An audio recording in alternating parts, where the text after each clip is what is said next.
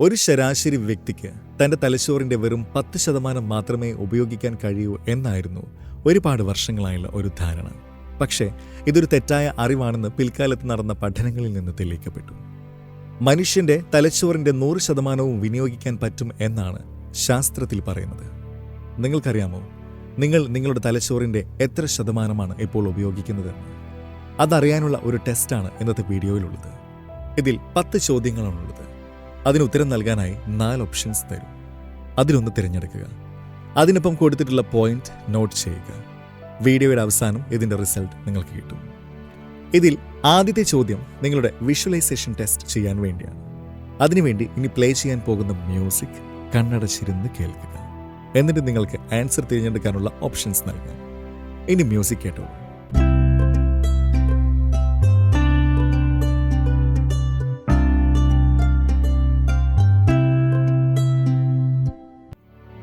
ഈ മ്യൂസിക് കേട്ട സമയം നിങ്ങൾ എന്താണ് ഇമാജിൻ ചെയ്തത്? ഓപ്ഷൻ എ, മനോഹരമായ ഒരു സ്ഥലത്ത് നിങ്ങൾ നടക്കുന്നു. ഓപ്ഷൻ ബി, നിങ്ങളൊരു മ്യൂസിക്കൽ ഇൻസ്ട്രുമെന്റ് പ്ലേ ചെയ്യുന്നതായി. ഓപ്ഷൻ സി, നിങ്ങൾക്ക് സ്പെഷ്യലായ ഒരാൾക്കൊപ്പം ഡാൻസ് കളിക്കുന്നു. ഓപ്ഷൻ ഡി, മറ്റെന്തെങ്കിലും. ഇനി നിങ്ങളുടെ സ്കോർ നോട്ട് ചെയ്തോളൂ. ഇനി അടുത്ത ചോദ്യത്തിലേക്ക് പോവാം. Arrange letter two words. നിങ്ങൾക്ക് തരുന്ന ഓപ്ഷൻസിൽ 2 എണ്ണം കൊണ്ട് ശരിയായ വേർഡ്സ് ഉണ്ടാക്കാൻ പറ്റും. അവ തിരഞ്ഞെടുക്കുക. ഇതാണ് ആ വേർഡ്സ്.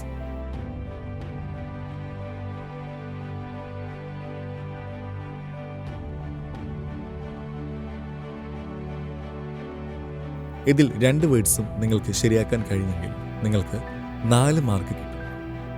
ഒരെണ്ണം തന്ന സമയത്തിനുള്ളിൽ ശരിയാക്കിയാൽ 2 മാർക്ക്, അല്ലെങ്കിൽ 0. നമ്പർ 3, താഴെയുള്ള സെന്റൻസിൽ എത്ര ലെറ്റേഴ്സ് ഉണ്ടെന്ന് എണ്ണി നോക്കുക.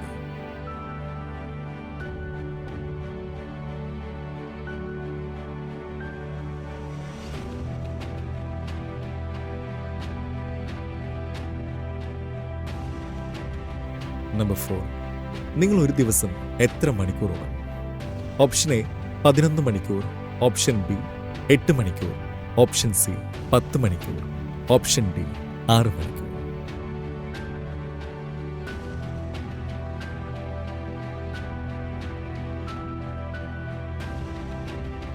നമ്പർ 5, ഇനിയുള്ള ഓപ്ഷൻസിൽ തെറ്റായ സ്പെല്ലിംഗ് ഉള്ള വേർഡ് കണ്ടെത്തുക.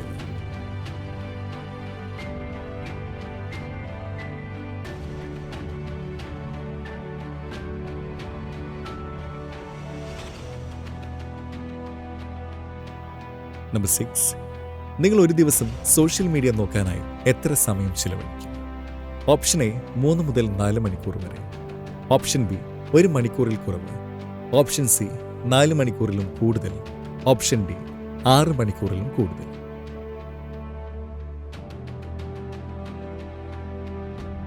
നമ്പർ 7, നിങ്ങളുടെ സോഷ്യൽ ലൈഫ് ഡിസ്ക്രൈബ് ചെയ്യുന്ന ഓപ്ഷൻ തിരഞ്ഞെടുക്കുക.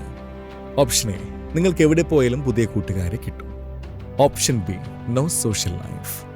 ഓപ്ഷൻ സി, നിങ്ങൾക്ക് 3-4 അടുത്ത കൂട്ടുകാരുണ്ട്. ഓപ്ഷൻ ഡി, നിങ്ങളുടെ സുഹൃത്ത് വലയങ്ങൾ എപ്പോഴും മാറിക്കൊണ്ടിരിക്കും.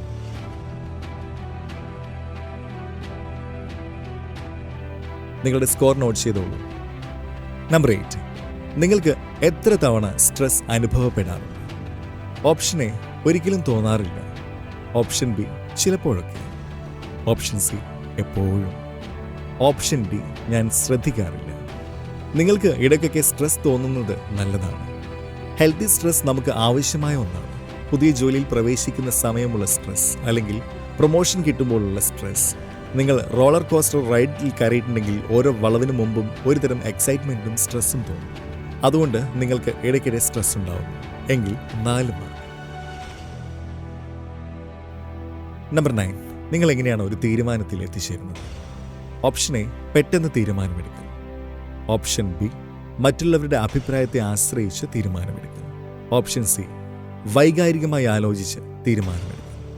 ഓപ്ഷൻ ഡി, യുക്തിപരമായി ആലോചിച്ച് പ്രായോഗികമായ തീരുമാനമെടുക്കുക.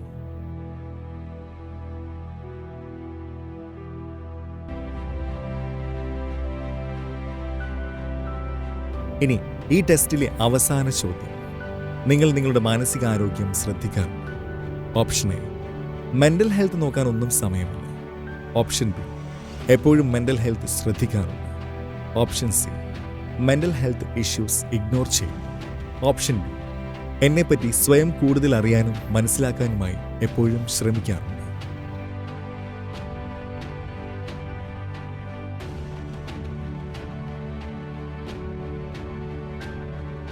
ഇനി ഇതുവരെ നിങ്ങൾക്ക് കിട്ടിയ സ്കോർ കൂട്ടി നോക്കുക.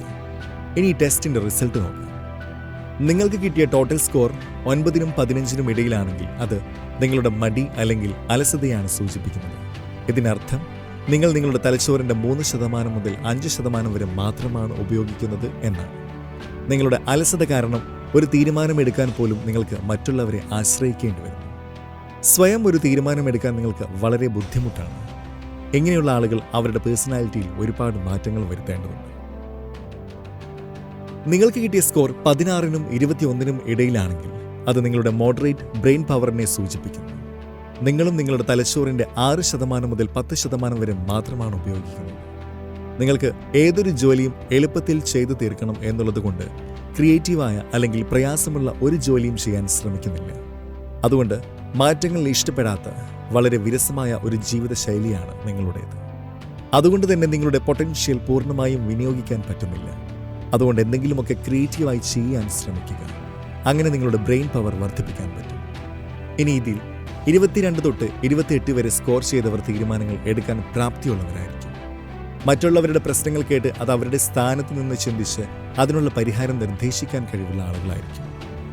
ഇങ്ങനെ ആഴത്തിൽ വിശാലമായി ചിന്തിക്കാൻ കഴിവുള്ളത് കാരണം അവർക്ക് അവരുടെ തലച്ചോറിന്റെ 25% വരെ അനായാസം വിനിയോഗിക്കാൻ പറ്റുന്നു. ഇത്തരത്തിലുള്ള ആളുകളുടെ ഒബ്സർവേഷൻ സ്കിൽ മികച്ചതായിരിക്കും. അവർ പഠനത്തിൽ അത്ര മുന്നിലല്ലെങ്കിലും അവരുടെ ക്രിറ്റിക്കൽ തിങ്കിങ് എബിലിറ്റി ടോപ്പേഴ്സിനേലും മികച്ചതായിരിക്കും. നിങ്ങളും ഇത്തരത്തിലുള്ള ഒരാളാണെങ്കിൽ അതിൽ നിങ്ങൾക്ക് അഭിമാനിക്കാം. ഇനി നിങ്ങൾക്ക് കിട്ടിയ സ്കോർ 29നും 34നും ഇടയിലാണെങ്കിൽ നിങ്ങൾക്ക് എക്സ്ട്രാ ഓർഡിനറി തിങ്കിങ് എബിലിറ്റി ഉണ്ട്. ഏതൊരു കാര്യത്തിൻ്റെയും വസ്തുതകളും മറ്റും കണക്കിലെടുത്ത് പെട്ടെന്ന് തന്നെ ശരിയായ ഒരു തീരുമാനത്തിലെത്താനുള്ള ഒരു കഴിവ് നിങ്ങൾക്കുണ്ട്. പക്ഷേ ഈ പേഴ്സണാലിറ്റി ഉള്ള ആളുകളുടെ ഒരു കുഴപ്പം അവർക്ക് ആത്മവിശ്വാസം കുറവാണ് എന്നതാണ്. അവർക്കൊരിക്കലും ആളുകളുടെ ശ്രദ്ധ കേന്ദ്രം ആവുന്നത് ഇഷ്ടമല്ല. അതുകൊണ്ട് അവർ തങ്ങളുടെ കഴിവുകൾ പൂർണ്ണമായും പുറത്തെടുക്കുന്നില്ല. നിങ്ങളും ഇങ്ങനെയുള്ള ഒരാളാണെങ്കിൽ നിങ്ങളുടെ ആത്മവിശ്വാസം വർദ്ധിപ്പിച്ചുകൊണ്ട് നിങ്ങളുടെ കഴിവുകൾ പുറത്തെടുക്കാൻ ശ്രമിക്കുക. ഇനി ഇതിലുള്ള അവസാന കാറ്റഗറി 35 മുതൽ 44 വരെ സ്കോർ കിട്ടിയവരാണ്. ഇവർ വളരെ റെയറായ പേഴ്സണാലിറ്റി ഉള്ളവരാണ്. ഇവർ എപ്പോഴും പുതിയ കാര്യങ്ങൾ പഠിക്കാനും ചിന്തിക്കാനും മനസ്സിലാക്കാനും താല്പര്യമുള്ള ക്രിയേറ്റീവായി ചിന്തിക്കുന്ന നല്ല ചിന്താശേഷിയുള്ള ആളുകളാണ്. അവർക്കൊരു പ്രശ്നം പരിഹരിക്കാനും പെട്ടെന്ന് തീരുമാനങ്ങൾ എടുക്കാനും ഒരു പ്രത്യേക കഴിവുണ്ടായിരിക്കും. ഇനി നിങ്ങൾക്ക് കിട്ടിയ റിസൾട്ട് താഴെ കമൻറ്റ് ചെയ്യുക.